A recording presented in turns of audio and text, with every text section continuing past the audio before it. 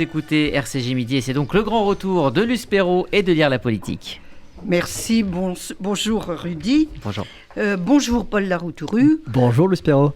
Je suis enchantée de vous recevoir parce que votre livre est la très très bonne surprise de la rentrée. Les livres politiques pleuvent... c'est un enfer. Vous devez avoir, comme moi, être submergé par les très très mauvais et quelques excellents. Donc, je suis très contente que votre Élysée confidentielle soit sortie, parce que c'est très intéressant, parce que vous n'êtes pas dans ce livre. Je pense que c'est votre premier livre écrit. C'est mon premier livre, tout à fait. C'est donc édité par Flammarion, oui. Un grand éditeur, oui. pas confidentiellement. Si, c'est Élysée confidentielle. Oui, mais pas confidentiellement. On a cette chance. Et donc, il y a Paul Laroutouru qu'on a connu au Petit Journal, oui. et puis Quotidien, oui. avec Yann Barthès. C'est un journaliste. Vous avez quitté le Quotidien oui. pour faire justement couvrir les présidentielles sur LCI. Avec Rutel Krief. Avec Rutel Krief. C'est un autre journaliste que l'on découvre. Et là, c'est encore quelqu'un d'autre. Alors, quel journaliste êtes-vous? Pourquoi avoir voulu pénétrer dans cette bulle Macron? Est-ce que c'est une légende, la bulle qui entoure le président de la République et antérieurement le candidat? Alors déjà, c'est un bonheur d'être ici. Le favori. Merci de m'avoir invité. Qui est le journaliste? C'est le même, celui qui était à Quotidien, J'ai écrit ce livre l'année dernière, j'étais encore à Quotidien. La journée, je courais sur le terrain. Et le soir, la nuit, c'est Un an de nuit blanche, ce livre avec Elliot Blondet, je prenais le temps de raconter les personnes qu'on avait rencontrées. Et c'est un autre exercice. Pour moi, c'est quelque chose de très complémentaire. Et c'est la même chose que je fais aujourd'hui sur LCI. C'est complémentaire. Mais je suis vraiment ravi que ça vous ait plu. Et pour répondre à votre question sur la bulle, c'est à la fois un terme sécuritaire, c'est-à-dire que c'est garde du corps. C'est un peu galvaudé quand même. Oui, alors c'est comme, en fait, c'est un peu pour moi comme le mot jupitérien. Moi, j'en peux plus des gens qui... c'est une facilité de dire « Ah, le pouvoir jupitérien de Macron, c'est fatigant. Oui. » Donc, pareil, la bulle Macron, en fait, au début, c'était dans les sondages. La bulle Macron, c'est une bulle, ça va exploser, à la fin, il sera pas élu. Bon, il a été le président de la République. Ça, c'était avant. C'était avant. Et aujourd'hui, c'est à la fois un terme vraiment sécuritaire, qu'emploient réellement encore aujourd'hui les membres de la sécurité du président de la République, et puis ça désigne, à mon sens, à la fois la solitude du pouvoir, une certaine forme d'arrogance qui lui a coûté cher et que je décris dans le livre, et aussi personne ne peut savoir ce que c'est de donner la mort. C'est-à-dire qu'il prend des décisions, à la fin il y a des gens qui meurent, soit des soldats, soit des otages, soit mais il n'est pas le premier. Voilà. Hein. Comment, pardon? Il n'est pas le premier président. Il n'est pas le premier, non, bien sûr que non. C'est le lot de tous les présidents de la République de prendre la décision seul. Exactement, mais c'est en ce sens-là que cette bulle du pouvoir-là, cette grande concentration du pouvoir, elle dépasse largement Emmanuel Macron. Elle était là avant lui, elle sera là après lui, mais elle existe. Et c'est ce qu'on essaie de décrire à travers cette galerie de 14 personnages qui la décrivent, chacun y a pénétré, parfois très longuement, parfois quelques secondes. Et c'est en ce sens-là que ce mot a du sens. C'est une bulle très protéiforme, et donc on a fait tout un livre pour vous la décrire. Écoutez, vous faites une galerie de portraits, et il y en a de très très étonnants. D'abord, pourquoi avoir choisi Manuel Valls pour commencer?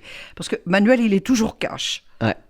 Et là, il a été très cash. Très, très, très cash. Alors, racontez, parce qu'il faut que nos éditeurs, qui comprennent, apprécient beaucoup l'ancien Premier ministre, écoutent ce que vous racontez dans le livre. Quand on a commencé ce livre, je me suis rendu compte... Ils vont courir acheter après. Hein. Ça, c'est gentil.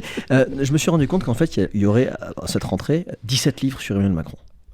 Qui de près ou de loin pour la campagne. Donc on s'est dit qu'on allait vraiment essayer d'écrire quelque chose de nouveau. Donc sur le papier, vous vous dites, Manuel Valls, on l'a déjà vu 600 fois, quel est l'intérêt? Je vous garantis que dans ce livre, on a jeté tout ce qu'on avait déjà lu avant. Il n'y a que des choses inédites que vous n'avez jamais lues. Vraiment. On a vraiment fait un gros tri. C'est vrai. Merci. Et du coup... non, mais je confirme. Manuel Valls, je connais bien l'animal.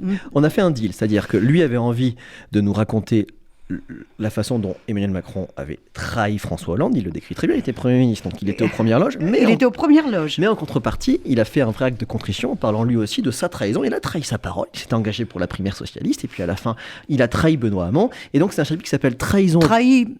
Sa parole en tout cas. Il avait dit qu'il s'engagerait. Il a fait passer l'intérêt de la France avant son propre intérêt. Ouais, mais C'est pas tout à fait la même chose. il avait signé un papier disant qu'il ferait pas ce qu'il a fait. En ce sens-là, il était bien placé pour parler des trahisons et il fait la galerie des portraits avant lui, par exemple, un Nicolas Sarkozy a trahi Jacques Chirac. Et donc il dit, il y a des gens qui ont trahi, qui ont réussi. Bon bah moi, j'ai trahi, j'ai raté. Et il fait vraiment preuve d'un acte de contrition et d'un autocritique qui nous a touchés.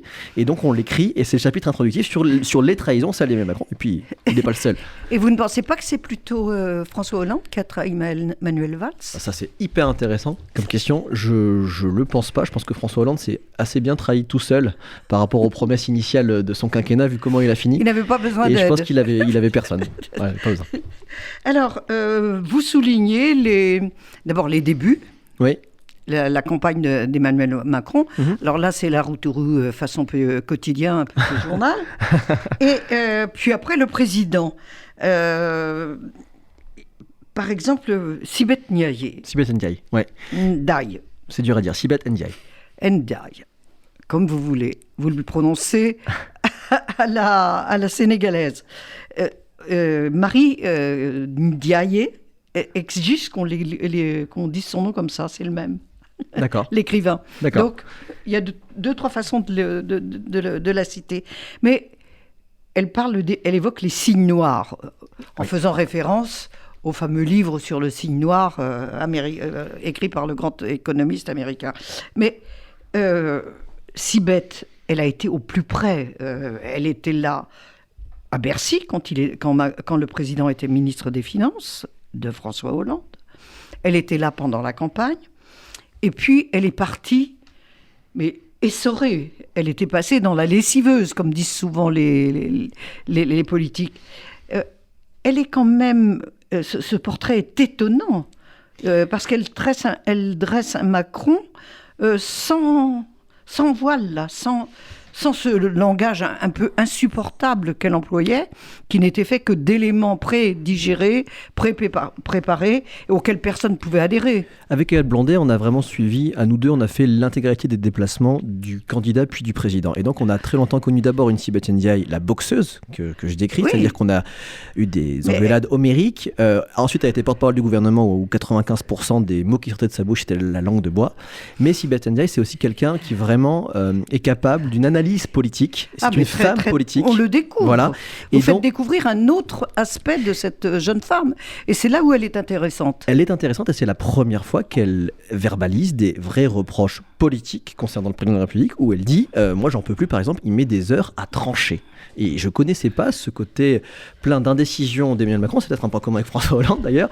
Elle nous raconte des arbitrages qui n'en finissent plus, et puis plus anecdotique, une façon d'adorer tellement écrire que c'est un enfer d'écrire des discours avec Emmanuel Macron, parce que vraiment chaque mot compte, ils le refont 50 fois, ça c'est plus anecdotique. Mais sur cette incapacité à trancher, ou plus exactement à attendre le dernier moment de voir le rapport de force, côté un peu darwiniste avant de trancher là, je ne le connaissais pas, et vraiment c'est la première fois qu'elle le verbalise. Voilà. Et elle le formalise très très bien. Alors bon, on va passer sur Benjamin Griveaux, c'est un épiphénomène... C'est un portrait de l'arrogance en politique. Pardon ? C'est une réflexion sur l'arrogance en politique, Benjamin Griveaux. Mais bon, on peut oublier. Il y a beaucoup plus intéressant, vous dévoilez un Christophe Castaner aussi, que l'on connaît mal, qui est un hyper affectif. En fait, c'est ça qui prime dans sa relation avec le président de la République. Ce chapitre s'intitule House of Horror. Il lui passera tout, parce qu'il l'aime. Profondément. Ce chapitre s'intitule House of Horcalquier. Christophe Castaner, on caricature un peu vite comme un mec qui aime trop boire des coups, un mec qu'on ne comprend pas au sérieux parce qu'il a l'accent du Sud. Et là, on découvre pareil, effectivement. Mais c'est un vrai politique. C'est un très fin politique. Alors, je me moque gentiment de lui parce qu'il fait des haïkus sur Instagram, ça, on s'y attendait pas trop. Mais non, mais il nous a vraiment reçu en longueur 2 entretiens fleuves chez lui à Forcalquier. On a vraiment parlé profondément de sa relation, la conquête du pouvoir, le pouvoir. Et puis, on sait comment, un porte-parole, voilà, on sait comment ça s'est fini. Mise en terre, c'est très mal fini pour lui. Il s'est fait lâcher par ses troupes, concrètement. Donc, ça a été très, très compliqué. Et il garde, oui, un amour indéfectible pour Emmanuel Macron, fait d'engueulade. Je raconte une engueulade inédite sur l'islam de France, où vraiment il raconte, il a beaucoup travaillé, c'est un sujet extrêmement compliqué, sur le Conseil français du culte musulman. Il y a une réunion très importante à l'Élysée, et Emmanuel Macron l'humilie en public. Édouard Philippe lui envoie un mot en disant, je ne sais pas pourquoi il parle comme ça. La secrétaire du président l'appelle en disant, il faut qu'on se voit. Christophe Castaner lui fait la gueule et nous le dit, et il s'explique, il s'envoie des messages Telegram, il s'engueule. Donc c'est une relation faite très franche. Par exemple, moi je l'ai vu de mes yeux, c'est moi Tu qui... ne me parles plus jamais comme ça. Tu ne me parles plus, je ne suis pas ton gosse, tu ne me parles plus jamais comme ça. Et il est On comme n'attend pas ça de Non, on Castaner. n'attend pas ça. Mais il est comme Richard Ferrand, c'est-à-dire un des seuls rares macronistes à vraiment pouvoir dire toujours son fait au président. Ou en tout cas, par exemple, à la Rotonde, c'est moi qui demandais à Emmanuel Macron, la Rotonde c'est votre Fouquet, j'étais de l'autre côté de la vitre et j'ai vu Christophe Castaner à travers la vitre lui dire tu devrais pas faire la fête dès le premier tour, tu devrais pas être à la Rotonde. Il était un des seuls le soir même à lui dire Parce qu'il est politique, parce qu'il est vraiment. politique. Et je m'amuse, ma dernière phrase c'est de dire seuls les premiers apôtres ont le droit au blasphème. Et c'est justement cet amour et cette relation unique qui fait qu'à certains moments il y va, il dit les choses et il n'est pas d'accord. Et par contre ça va aussi sur des vrais grands thèmes, par exemple l'euthanasie, la fin de vie. Christophe Castaner en interne est pour, alors que c'est une question compliquée sur laquelle Emmanuel Macron... Bah, tous les présidents ont calé jusque-là. Exactement. Même ceux qui ont dit qu'ils étaient pour. C'est trop abrasif, c'est trop sensible. Et bien, sur des vrais dossiers qui intéressent, à mon sens, c'est universel, ça va jusque-là, ces différences-là. Et sur la réélection potentielle d'Emmanuel Macron, toi, sur la campagne, Christophe Castaner, j'échange avec lui, vraiment regarde les détails, les sondages. Enfin, il est encore dans le jeu, plus que je ne le pensais avant de commencer ce livre. Voilà. Alors, il y a aussi un personnage que les Français connaissent moins bien, mais qui est là depuis le début également, Stéphane Séjourné. Oui. Alors, la France va bientôt prendre la présidence de l'Union européenne, de l'Europe, de l'Union européenne. Il va y avoir un mano à mano entre la France, la Commission, les instances, le Parlement européen, en pleine présidentielle, qui plus est. Est-ce que Stéphane Séjourné, tel que vous le découvrez et tel que vous le montrez, tel que vous citez ces phrases, n'est pas le vrai ministre de l'Europe plutôt que Clément Beaune? C'est attention parce que s'ils nous écoutent tous les deux, je ne vais pas me prononcer. Non, mais je ne veux pas mettre de l'huile sur le feu. Non, mais alors pour vous répondre, ce chapitre est très clairement pour vous. Alors pour moi ils sont trois. Je vais vous répondre juste. C'est important ce chapitre parce qu'effectivement, comme vous l'avez dit, l'Union européenne sera un moteur de la campagne d'Emmanuel Macron. Le 1er janvier, il va la jouer. Vous allez voir, moi je suis patron de l'Europe, qui est l'opposition. Il va vraiment essayer de la jouer patron du continent. Et donc je raconte de l'intérieur comment il prépare, quel est leur programme. Justement. Et pour répondre à votre question, ils sont trois. Il y a Clément Beaune, Stéphane Séjourné et le troisième c'est Thierry Breton. Et c'est vraiment les trois patrons, enfin les trois, la façon dont Emmanuel Macron gère l'Europe à travers ces trois personnages. Donc je ne m'amuserai pas à savoir qui est le vrai ministre, c'est trop dangereux pour moi. Mais c'est Séjourné quand même dont vous parlez. Bien sûr, Stéphane Séjourné, il est Pourquoi vraiment intéressant. Pourquoi le seul des trois? Parce que Clément Beaune est déjà partout dans la presse et j'avais envie d'écrire que des choses que vous n'avez pas lues ailleurs. Et parce que Thierry Breton m'apparaît moins pertinent pour la bulle Macron. Et Stéphane Séjourné, il a une longue histoire. Il est là depuis longtemps, Thierry Breton. Bien sûr, mais il connaît beaucoup moins bien Emmanuel Macron que Stéphane Séjourné, qui l'a conseillé depuis le début, qui a conquis le pouvoir avec Emmanuel Macron et qui aujourd'hui aimerait être réélu avec lui. Et le club de la patate? Le club de la Pourquoi patate. vous n'en dites pas un mot? Alors ça, c'est au 288 boulevard Saint-Germain. C'est vraiment un livre de reporter. C'est un livre générationnel. On a 30 ans, il en a 27, j'en aurai 35. Donc c'est un livre de reporter. Et donc là, on a découvert cet endroit au 288 boulevard Saint-Germain, en face de l'Assemblée nationale, que je ne connaissais pas. Et j'ai découvert que dans cet endroit, il y avait tous les députés européens qui se croisaient, qui parfois ont des grosses divergences, et dont notamment avec le Rassemblement national, les élus du Rassemblement national, et ceux les macronistes. J'ai donc intitulé ce chapitre le club de la patate, et il y a quelques punchlines dans ce chapitre.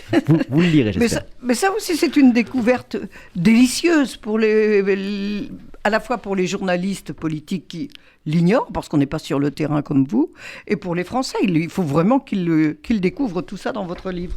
Alors, il y a un personnage aussi que les Français ne connaissent pas du tout, mais qui me semble très, très intéressant et très révélateur de ce qu'est cette présidence et la manière de présider d'Emmanuel Macron, c'est qu'il y a un salarié metteur en scène à l'Élysée. Ça, c'est une très grande nouveauté. Quand on revoit les images fournies par les campagnes électorales des anciens présidents de la République, jusqu'à, disons, Sarkozy. Même François Hollande, c'était beaucoup plus moins organisé pour le dire gentiment. François Hollande, c'est comme pour le reste. Mais pourquoi ce besoin de se mettre en scène, de mettre en image, il y a quand même un côté acteur chez notre président. Totalement. Et on l'a vu dans votre journal de midi, là, vous parlez de France 2030. C'est quand même très symbolique, cette présence. Les images dans votre journal de midi, vous parlez de France 2030, là, il y a une mise en scène colossale. Aujourd'hui, là, dans la salle des fêtes de l'Élysée, avec une belle typo, un fond bleu, le côté one-man show, un micro, bien sûr, on est dans une civilisation de l'image. Je suis comme vous, je suis un fou furieux, un amoureux de l'écrit, des livres politiques. Les écrits sont très importants, d'ailleurs, j'en ai fait tout un livre, mais c'est un livre de photos et de textes, parce que l'image, aujourd'hui, est encore plus important, me semble-t-il, qu'hier. Et donc, un Arnaud Jolins qui nous donne sa toute première interview, il n'avait jamais parlé, j'ai mis 4 ans à le convaincre, et donc il nous parle pour la première fois, c'est un intime d'Emmanuel Macron, et vraiment, il gère toute l'image. Et d'ailleurs, petite parenthèse, les premiers lecteurs me disent qu'il se la pète, pourquoi il parle comme ça, c'est peut-être moi, dans ma plume, peut-être que je l'ai mal écrit, il se la pète pas du tout. C'est un mec très humble, très secret. Ah non, mais il ne se la pète pas dans le livre. Non, parce que j'ai des lecteurs qui disent est-ce qu'il a le melon? Non, il n'a pas le melon, il est discret, il parle pas, et effectivement, il fait les belles images. Par exemple, le Louvre, c'est lui. Et il le raconte. Voilà. Et le Louvre, ça a été quelque chose de repris mondialement. Mais Emmanuel Macron peut remercier Anne Hidalgo de lui avoir refusé. Oui, le Champ de Mars. Le Champ de Mars. Bien sûr. Le Louvre parle davantage au monde entier que le Champ de Mars, sans la Tour Eiffel en plus. Oui, ils n'auraient pas pu cadrer la Tour Eiffel si Anne Hidalgo leur avait donné le Champ de Mars. Effectivement, elle lui a rendu service, Anne Hidalgo, en lui disant non. Voilà. Et Arnaud Jolins a su l'exploiter, ça, très bien. Complètement. Alors, vous ne m'avez pas complètement répondu sur le président acteur. Bien sûr, Emmanuel Macron, il a vraiment plusieurs visages, et c'est de la frustration de ne pas arriver à le définir en une phrase qui nous a donné envie d'écrire tout un livre. Il est, selon les heures de la journée, un peu comme nous. On est différents, mais lui, c'est vrai qu'il a une intensité. Il peut être très dans l'empathie ou très arrogant. Il peut switcher en 15 minutes. Et ça, je trouve ça assez fascinant. Alors évidemment, tout le monde en fait des caisses sur Brigitte Macron était sa prof de théâtre, tout ça. Ça, pour moi, c'est du passé. Ce qui m'intéresse, c'est Emmanuel Macron d'aujourd'hui et de demain. Et c'est vrai qu'il y a une part... Vous n'êtes pas Gaël Tchakaloff non plus. Non, on est complémentaires, mais c'est un exercice extrêmement différent. Ce livre n'a rien à voir avec... Vous n'êtes pas dans le même registre. Rien à voir. Vraiment rien à voir. Mais c'est vrai, bien sûr que c'est un acteur. Mais là, pour le coup, c'est un fauve de la politique. Et tous les présidents, à mon sens, tous les derniers présidents ont été, même un De Gaulle n'était-il pas acteur? Attention, juste à pas penser forcément qu'il manque de sincérité. Emmanuel Macron, des fois, est emporté par son texte, mais il a, je pense, une forme de sincérité quand il parle. Il lit pas un prompteur, quoi. Si c'est le fond de votre question, il découvre pas un texte. Il y a des moments, évidemment, où il sait pas trop ce qu'il va dire. Il sait se l'approprier. Il y a des moments où il lit un texte qu'on a écrit pour lui, mais il y a d'autres moments où ce rôle d'incarnation qui est difficile, c'est une armure, notamment dans les drames, et bien sûr, quand il fait la revue des troupes, évidemment, il se fait un masque impassible et il n'a pas le droit de rigoler, donc c'est un rôle de représentation. Mais c'est vrai que dans ce chapitre, Arnaud Jolins, sur la scénographie, elle est particulièrement pensée, sous-pesée et verrouillée. Pour nous autres reporters journalistes, c'est très dur, dans cette très belle image parfois, de rentrer, d'essayer de poser une question d'actualité qui ne soit pas dans leur actualité du jour. Ça, c'est compliqué.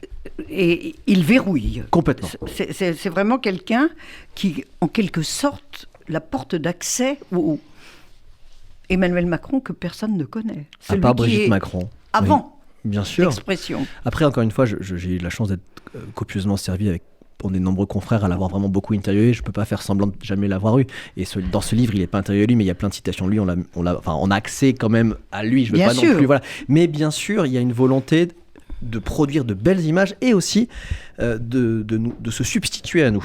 Alors, je donne juste un exemple si on a le temps. À la SPA... contrôler l'image. À la SPA, le président de la République a passé 1h45 avec des chiens. Discuter avec des gens, là c'était la semaine dernière. Et les seuls à avoir eu le droit de filmer le président avec les chiens, c'est Soazic de la Motionnaire, sa photographe, et le Facebook Live de l'Élysée. Et nous autres journalistes, on n'a pas pu filmer cette image. Moi, je trouve pas ça normal. Je pense elle ne devrait pas appartenir, à la propagande. Non, à la communication de l'Élysée. Ça, c'est un vrai problème, à mon sens, démocratique. C'est pas du tout. Moi, filmer un chien, ça m'intéresse pas dans l'absolu, mais sur l'accès au président, au-delà de la mise en scène, c'est une vraie question. Et c'est en ce sens-ci que le dernier chapitre sur Laurence Benamou, la journaliste. On va y venir.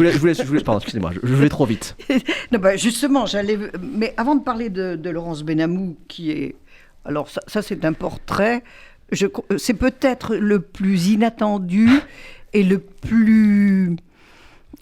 celui qui attendrit c'est le journalisme qu'on voudrait tous faire tout le temps et qu'on a plus souvent les moyens de faire. Sauf moi ici sur RCJ où je suis totalement libre de poser toutes les questions, même les plus Et moi sur LCI, je suis totalement libre aussi, mais c'est vrai que c'est un hommage à Laurence Benamou, la sentinelle journaliste. On va y revenir. D'accord. Mais vous parliez de l'arrogance. Oui. Le président arrogant, on en a beaucoup parlé. Alors, vous êtes allé interviewer Jonathan Jahan. C'est le jeune homme à qui le président a dit... Je traverse la rue, je vous trouve un travail. Voilà, et du travail, on en trouve. C'est vrai que ça révolte un peu les Français qui travaillent, de savoir qu'il y a des centaines de milliers de postes vacants et qu'on continue d'avoir des chômeurs. Beaucoup, beaucoup, beaucoup. Alors, qu'est-ce qui a profondément choqué dans cette histoire ? Parce qu'il y a cru de Jonathan Jahan à la réponse du président. Lui n'a pas été choqué sur le moment. Sur le moment, il ne se rend pas compte. En fait, on le retrouve à Bonne-la-Rolande, on raconte tout le périple. C'est vraiment une expédition d'arriver à l'Elysée, les heures d'attente. Il était très heureux, il demande un selfie au président. Il y a cette phrase, il ne se rend pas compte. Il se rend pas compte. C'est juste une petite phrase dans un échange. Et après coup, il se sent humilié, il a le sentiment que le président l'a bâclé. Pourquoi ? Parce qu'en fait, l'histoire, c'est qu'Emmanuel Macron, il était à la Rotonde, son restaurant préféré, avec son épouse la veille, et que le patron de la Rotonde lui a dit en fait j'arrive pas à embaucher et du coup il a fait cette généralité. En fait l'histoire c'est juste qu'il y allait un peu vite, il aurait passé 30 secondes, une minute de plus à écouter ce jeune homme, ça serait pas arrivé. Mais c'est hyper intéressant et de notre société qui prend une petite phrase et qui l'enlève du contexte, et aussi quand même de ce que ça veut, de ce que d'une image à un rictus ou une phrase révèle d'une personnalité profonde. Et il y a eu trop d'exemples avec Emmanuel Macron de cette arrogance supposée pour qu'il ne se remette pas en question, ce qu'il a fini par faire quelques mois ou années plus tard, mais ça a mis du temps quand même. Mais ce portrait aussi est intéressant, parce que plus personne... on se souvient vaguement du jeune homme, mais on se souvient de la petite phrase. Tout à fait. C'est pour ça qu'on a voulu dépasser la petite phrase. On a voulu raconter la vraie vie d'une petite phrase et mettre de la chair, montrer comment il galère ce jeune homme. Et il est vraiment très touchant et il a vraiment beaucoup de mal. C'est dur. La vie est et là, le Covid, la vie est très très dure pour Jonathan en ce moment. Alors, l'horloge tourne. Oui. On va venir à Laurence Benamou. Oui. C'est une sentinelle sourcilleuse d'un journalisme rigoureux, très rigoureux, et un personnage modeste, vraiment très modeste, qui est la cheville de l'information à l'Élysée. Elle y représente la grande agence nationale, l'AFP. L'AFP, avec Jérôme Rivet. Parlez-nous d'elle. On a mis beaucoup de temps à la convaincre tellement elle est humble, elle voulait vraiment pas, contrairement à des gens comme moi qui montrent leur visage à la télé, qui sont peut-être un peu plus orgueilleux. Elle, c'est l'humilité même, et sans elle, en fait, il y a la plupart des infos que vous lisez, vous qui nous écoutez sur Internet, viennent de Laurence Benamou et son téléphone qui a passé 5 années à écouter ce qu'a dit Emmanuel Macron et envoyé à tous les confrères ce que disait le président. C'est les faits avant tout les faits. Et puis les bras de fer, parce que le journalisme politique, c'est aussi un bras de fer permanent entre le contre-pouvoir et le pouvoir. Il y a des moments de légèreté et il y a des moments vraiment de bagarre, de tension. Et notamment, Laurence Benamou, c'est la journaliste qui a sauvé la salle de presse de l'Élysée au moment où avec Macron, vue sur le perron. Encore une fois, j'explique dans le livre en quoi c'est pas corporatiste, mais c'est important cette vue sur la cour. Elle est très importante parce qu'elle permet de voir qui sont éventuellement les chefs d'État étrangers qui viennent sans que forcément qu'il y ait un communiqué qui explique pourquoi. Donc je raconte, je crois qu'on est un peu pressé par le temps, donc je raconte tout dans ce chapitre là, mais vraiment Laurence Benamou, c'est la journaliste du quinquennat et on est très heureux de finir le livre avec elle. Comme Pierre Favier l'avait été pour François Mitterrand. Exactement. Alors, après cette immersion, pour conclure, dans la bulle, ce voyage avec des proches, des moins proches du président de la République, est-ce que vous écriviez que vous vouliez savoir, on vous reprochait de dire pas vraiment qui était Emmanuel Macron autour de vous. Maintenant, vous savez qui est Emmanuel Macron ? Oui, mieux. J'aurais encore du mal à en faire une phrase. Ça s'appelle Idée confidentielle, ça coûte pas cher. Il faut l'acheter. Il faut l'offrir à Noël. Mais non, c'est vraiment un homme complexe. La seule chose que je peux vous dire, c'est que je l'ai vraiment vu changer. Moi, je l'ai rencontré en 2012, quand il est secrétaire général journalisé. Le pouvoir l'a changé. Il est plus grave et politiquement, il s'est droitisé. On va pas tourner autour du pot. Ça c'est factuel. Après, humainement, on n'est pas amis. Moi, je suis juste un journaliste qui essaie de le suivre au mieux. Je peux pas rentrer dans la sphère intime du tout. C'est pas mon journalisme à moi. Mais ce que je peux vous dire, c'est qu'il a changé. Voilà. Vous l'avez vu au fil des jours ? Ouais, il s'est durci. Et la vraie reine de la bulle, c'est pas Brigitte Macron? Bien sûr. Merci Paul Laroutourou. Merci à vous. Je vous recommande vraiment ce livre, Élysée confidentiel. C'est une enquête surprenante, intéressante, imaginative dans la bulle Macron. C'est publié par Flammarion. Merci infiniment.